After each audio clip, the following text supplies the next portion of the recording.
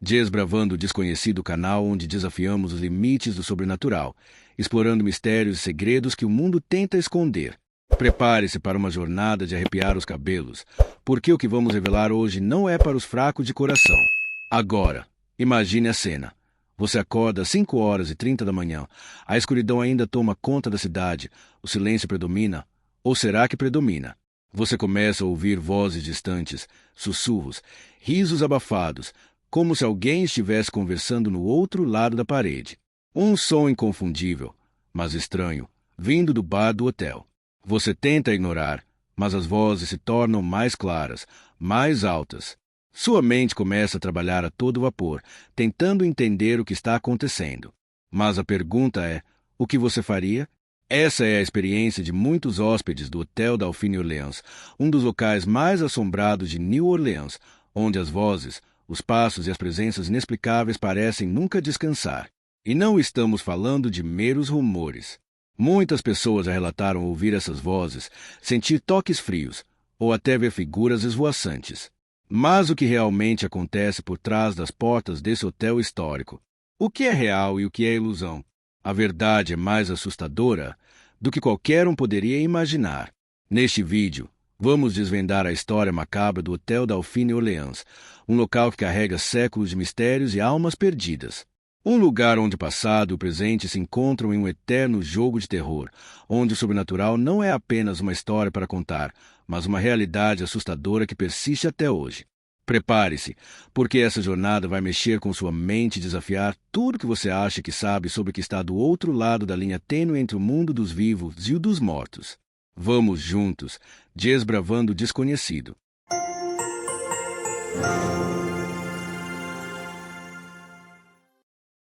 O Hotel Dauphine Orleans assombrado.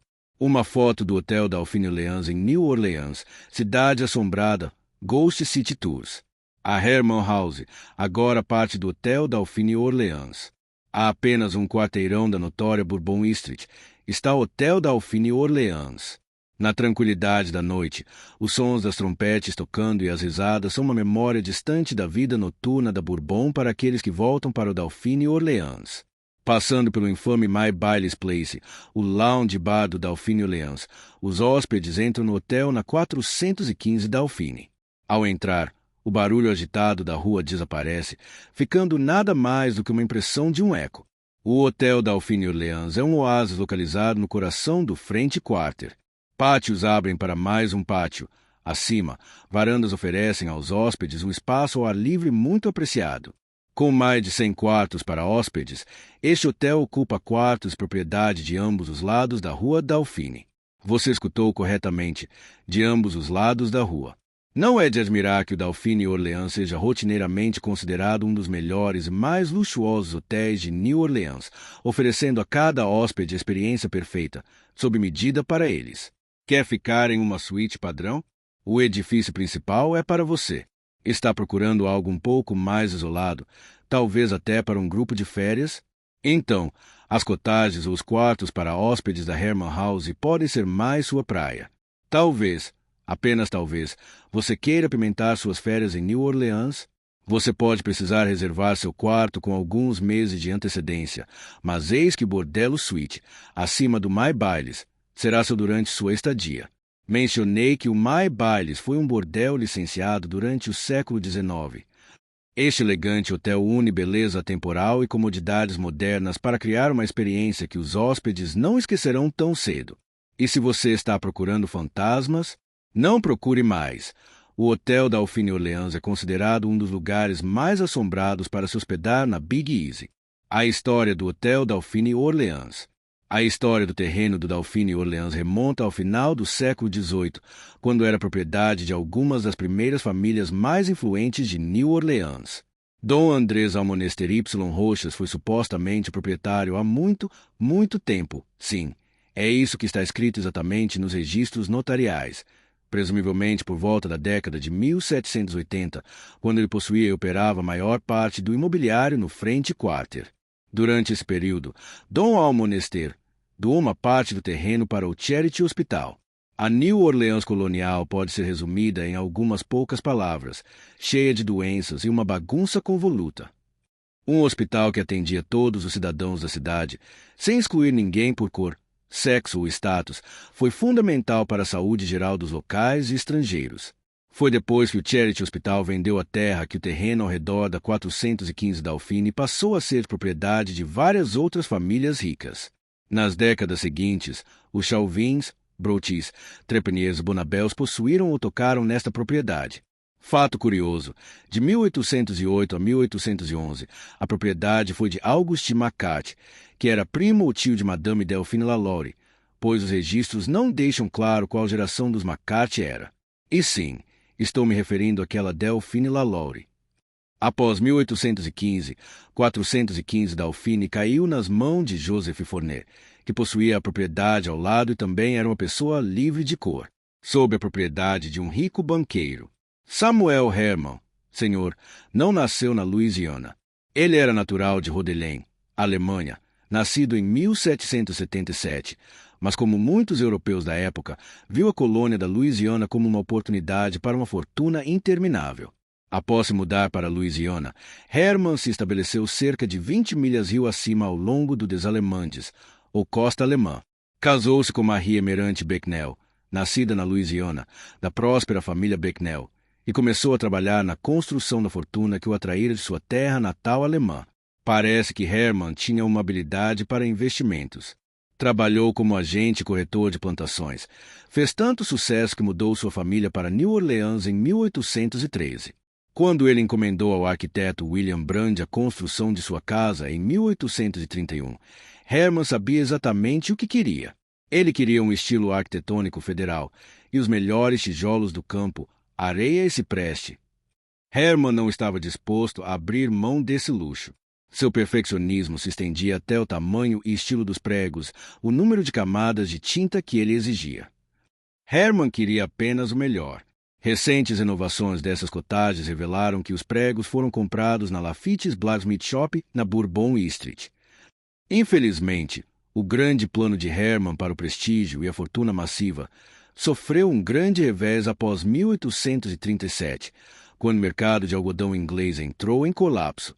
Isso gerou um pânico mundial, e Samuel Hermann, senhor, eventualmente perdeu sua linda casa para outro. Hermann, sua esposa e filha mais nova continuaram a viver no French Quarter até a morte dele e de sua esposa na década de 1850. Hoje, a casa de Hermann é conhecida como Hermann Grima House Museum. A frente da casa e o museu estão localizados na rua Saint-Louis, enquanto o Hotel Dauphine Orleans possui a casa de carruagens e os antigos estábulos que antes formavam toda a propriedade de Hermann. My Bailes, uma história de necessidade. Foi em 1857 que o My Bailes Place abriu. Oficialmente denominado como casa esportiva, My Bailes era um bordel ou prostíbulo. Mesma coisa, título diferente. Diversos termos eram usados naquela época, incluindo, mas não limitados, a casa de má fama, casa de salão, toca ou berço. Nenhuma, no ano de 1857, era considerada legal. Essa seção do French Quarter estava cheia de mulheres de má reputação. Homens pagavam entre 5 e 25 dólares para visitar uma prostituta. Se o homem quisesse passar a noite, o valor aumentava para algo em torno de 50 dólares. My Baile entrou no negócio da prostituição por necessidade, se não por desespero. Em 1847, seu pai foi uma das milhares de vítimas consumidas pela epidemia de febre amarela. Mai, sem ver outra saída, pediu ajuda ao amigo de seu pai. Ela queria abrir uma casa esportiva na rua Dauphine, mas precisava de assistência.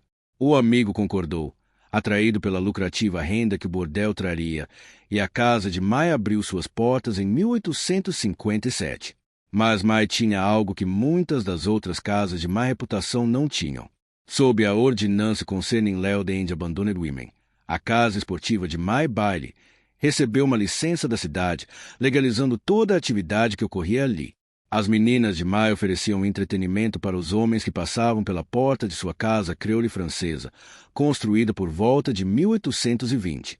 É duvidoso que algum dos homens tenha se arrependido de sua decisão, embora a irmã mais nova de Mai, Millie, tenha ressentido de ser empregada no distrito da Luz Vermelha.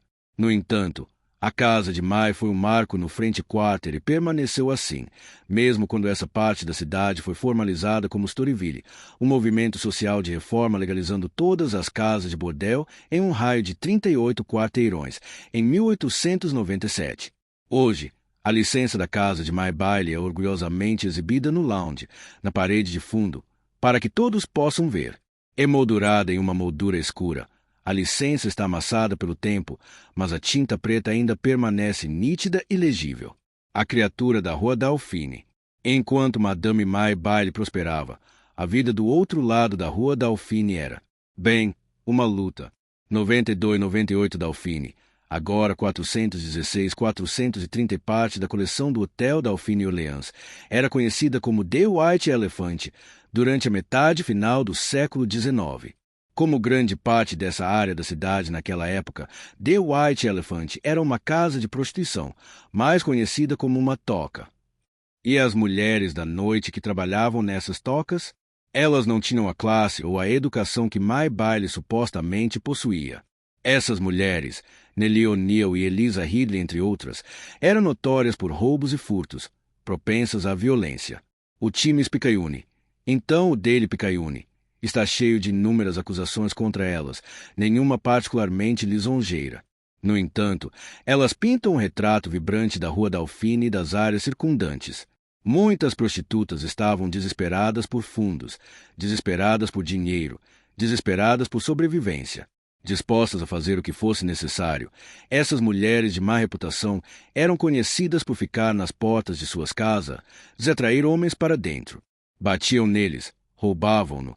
Esses homens às vezes acabavam mortos, enterrados no pátio da toca ou libertados, mas sem todos os seus pertences pessoais. Algumas dessas mulheres eram lendas, mesmo entre elas.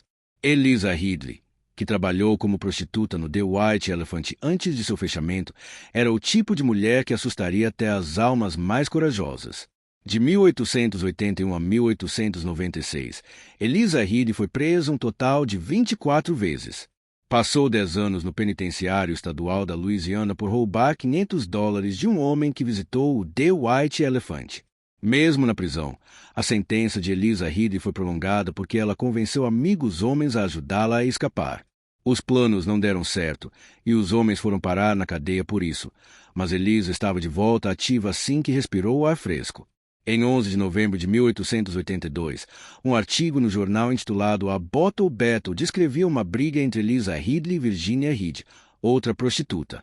Não querendo ficar atrás, Ridley atingiu Virginia Reed com uma garrafa na cabeça, fazendo-a sangrar. Esse não foi o único caso de Eliza Ridley usar armas perigosas no meio de uma briga. Garrafas eram usadas em outras transgressões, assim como uma lâmpada. Um repórter do time Picayune a descreveu como uma das piores criaturas da Rua Dauphine. Sua chamada protege, Nellie O'Neill, que também foi presa por roubo, foi detida por roubar $12 de um cavalheiro no White Elephant, a toca da Rua Dauphine. Quando policiais chegaram ao local para prender Nellie, ela tentou arranhar o rosto do policial e lhe arrancar os olhos. O autor do artigo sugeriu que acreditava que Nellie O'Neill logo visitaria Eliza Ridley no penitenciário estadual. O raio de 38 quarteirões de Storyville e seu antecessor era um lugar perigoso, onde mulheres como Eliza Ridley e Madame Mai Bailey podiam trabalhar diretamente uma da outra, mas levavam vidas completamente diferentes. Hoje, o Hotel Dauphine Orleans agora possui essas duas propriedades.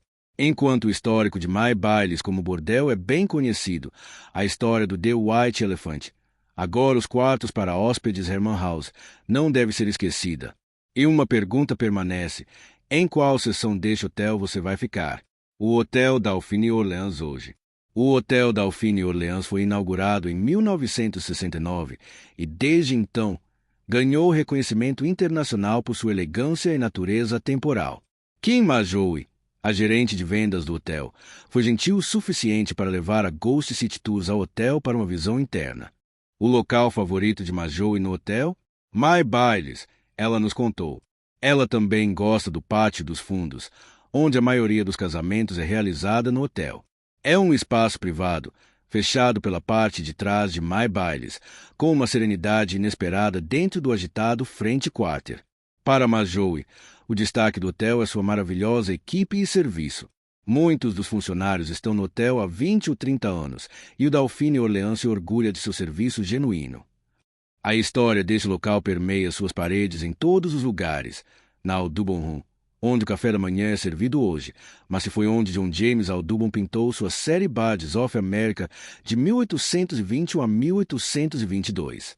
Nas vigas de cipreste expostas a cottages e no tijolo exposto na Herman House.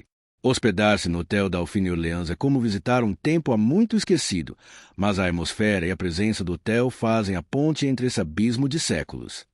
Alguns desses habitantes centenários da propriedade simplesmente nunca partiram e gostam de tornar sua presença fantasmagórica conhecida para os funcionários e hóspedes do hotel. Os fantasmas do Hotel Dauphine Orleans. Quem exatamente está assombrando esse hotel histórico? A administração e os hóspedes têm uma forte suspeita de que os fantasmas que vagam pelos terrenos eram, na vida, hóspedes do My Baileys. Faz sentido, não? Que alguns dos hóspedes que frequentavam o My Place na vida possam ter decidido ficar por aqui após a morte. Afinal, eles ainda podem estar em busca de uma boa diversão. O fantasma da noiva. Enquanto My Bailey administrava esse ótimo estabelecimento, sua irmã mais nova, Millie, supostamente odiava tudo que o bordel representava. Sujeição a uma vida com poucas escolhas. Millie Bailey queria mais. Em um local onde a satisfação dos clientes era integral para manter o negócio funcionando, Millie não queria nada a ver com o distrito da luz vermelha. Como a história conta, Millie teve sua chance de escapar da vida sórdida que sempre conhecera em 1861, quando conheceu um bom soldado confederado. Contra todas as probabilidades empilhadas contra o casal, eles se apaixonaram e o noivo de Millie propôs. Finalmente, ela pensou, animada, enquanto se preparava para o casamento. Sua felicidade foi de curta duração. No dia do casamento, o noivo de Millie foi morto a tiros. O jogo foi a causa, a briga que levou a vida de seu jovem soldado. O vestido de noiva que ela mesma costurou, acariciou com tanto carinho, nunca chegou ao altar, embora Millie aparentemente tenha aproveitado a oportunidade para usá-lo ao redor da casa esportiva sempre que podia. Hoje, os hóspedes têm avistado o fantasma de Millie em seu vestido de noiva de renda, parada tristemente perto do My Baileys, como se ainda estivesse meio esperando que seu amado retornasse para ela. O fantasma de um rebelde. Os hóspedes têm relatado ver a figura de um homem vestido com o uniforme escuro da Confederação. Será que é pedir demais que seja o pobre amor perdido de Millie? Embora nenhuma batalha da Guerra Civil tenha sido travada diretamente em New Orleans, soldados feridos, ou soldados de licença, tendiam a se reunir em bordéis como o My Place na rua Dauphine. Não é tão surpreendente que alguns desses soldados ainda estejam assombrando esse antigo bordel. A figura fantasmagórica foi vista caminhando pelo pátio externo, recebendo o apelido de general preocupado pelos funcionários e equipes de investigação paranormal. Quando o Dr. Larry Mont, da International Society for Paranormal Research, realizou uma investigação no Dauphine Orleans, sua equipe de parapsicólogos foi informada de que o nome do espírito é Eldridge. Será que esse fantasma é de um general preocupado com suas tropas, com o sucesso da Confederação? Ou será que é o espírito de um soldado buscando um abraço acolhedor após as batalhas que ele uma vez lutou tão galhardamente? Histórias paranormais de um funcionário. Kim majou e foi rápida em apontar que o My Baileys é definitivamente a parte mais assombrada de todo o Hotel Dauphine Orleans. Copos caem do bar e se estilhaçam no chão. Sons inexplicáveis assustam os clientes enquanto eles sentam e tomam um coquetel. Mas no My Baileys, ninguém entende bem o nível de atividade paranormal como os funcionários. Janice, que trabalha no Dauphine Orleans há muitos anos, experimentou mais fenômenos do que a maioria das pessoas em toda a vida. Uma vez, ela e outro funcionário estavam de pé no canto de leitura perto da entrada do Bar e Lounge, quando todos os folhetos nas prateleiras caíram, se espalhando ao redor do par surpresa como se fossem confetes caídos. Em outra ocorrência, Janice chegou ao trabalho em seu horário normal, às 5h30 da manhã. Ela fechou a porta da frente, ouviu a tranca engatar e estava quase no meio do bar quando sentiu uma estranha vontade de se virar, apenas para descobrir que a porta estava aberta. Qual entidade paranormal foi responsável por liberar a tranca e abrir a porta? Ela nunca saberá. Mas foi talvez um único evento que fez os calafrios subirem pela coluna de Janice e pelos meus também, quando ela contou a história. Ela havia chegado ao trabalho no horário normal, Às 5h30 da manhã, ela entrou no bar como qualquer outro dia, exceto que, ao fazer isso, ela testemunhou o primeiro banquinho do bar realmente levantar do chão. Isso realmente me assustou quando ele se levantou do chão, Janice murmurou, balançando a cabeça. Eu realmente vi isso. Hoje, a primeira coisa que ela faz ao entrar no bar é verificar aquele banquinho. Será o fantasma de uma das garotas de My Baile brincando com os funcionários e hóspedes que entram no bar? Talvez seja outro espírito totalmente diferente, alguém que uma vez visitou a casa esportiva e decidiu ficar para sempre. Uma coisa é certa, há algo sobre o bar do Dauphine Orleans que te abraça assim que você entra pelas suas portas. Talvez seja simplesmente a atmosfera acolhedora de uma propriedade histórica e o excelente serviço. Por outro lado, talvez seja o efeito de longa data de um bordel, que deveria aparecer acolhedor e gentil antes que as prostitutas, geralmente, roubassem seus pertences, hospedando-se no hotel assombrado Dauphine Orleans. Se você tem uma lista de verificação que inclui se hospedar em um local assombrado, o belo hotel Dauphine Orleans deve ser um dos principais candidatos finais. Os hóspedes já experimentaram sons inexplicáveis em seus quartos, televisões que piscam sozinhas, e alguns visitantes sentiram mãos fantasmagóricas subindo por suas panturrilhas enquanto dormiam. Admitidamente, este último é geralmente relatado por homens. E, para os aficionados por programas de TV paranormais, Zach Bagans, do programa Ghost Adventures do Travel Channel, também conduziu uma investigação aqui. Este hotel histórico é um marco em New Orleans, com uma linhagem que remonta ao século XVIII. Venha se hospedar no Hotel Dauphine Orleans, onde a história deste hotel é muito viva e tangível, desde as fotografias das prostitutas de Storyville penduradas nas paredes de My Bailes até a arquitetura do início do século XIX, que fala de dias passados.